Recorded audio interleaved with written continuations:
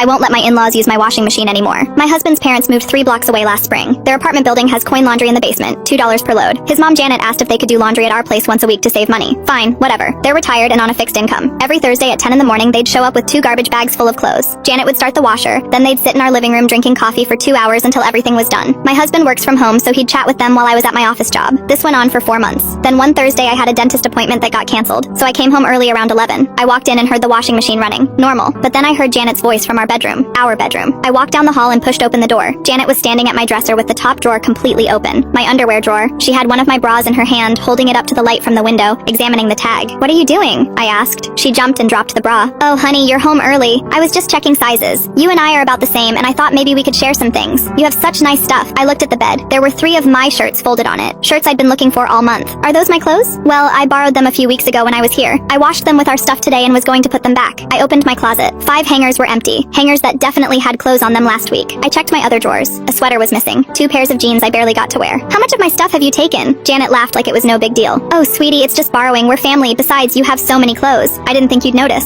I went to the laundry room. Their garbage bags were there, but there was also a 3rd bag I'd never seen before. I opened it. Inside were more of my clothes. A dress I'd worn to a wedding last year. My good winter coat. A pair of boots. "You're returning these today?" I asked, holding up the coat. "Eventually," she said, following me. I needed a nice coat for church. My father-in-law was still in the living room, completely quiet, staring at his phone. "Did you know about this?" I asked him. He shrugged. "She said you told her she could borrow things." "I never said that," Janet jumped in. "Well, you're always so generous with the laundry. I just assumed. You assumed you could go through my bedroom and take whatever you wanted. Don't be dramatic. It's just clothes." I pulled out my phone and took pictures of everything. The bags, the clothes on my bed, my empty hangers. Then I called my husband. He answered on the 2nd ring. "Your mom has been stealing my clothes." I said. "What?" "She's been taking things from our bedroom every Thursday. There's a whole bag of my stuff here that she was planning to keep." I heard him exhale. "Let me talk to her." "No, I'm handling this." I hung up. I turned to Janet. "Pack up your laundry right now. Take everything, including the stuff that's mine. You're leaving." "Now wait a minute. No, you've been coming into my house and stealing from me for months. You're done." She tried to argue, saying I was being unreasonable, that family shares things. Her husband finally stood up and told her to just get their stuff. They pulled their wet clothes out of the washer, shoved everything into bags, and left. My husband came home 20 minutes later. "My mom is crying, saying you kicked them out over nothing." "Check the bedroom," I said. He saw the empty hangers, the returned clothes on the bed. His face changed. "She really took all this?"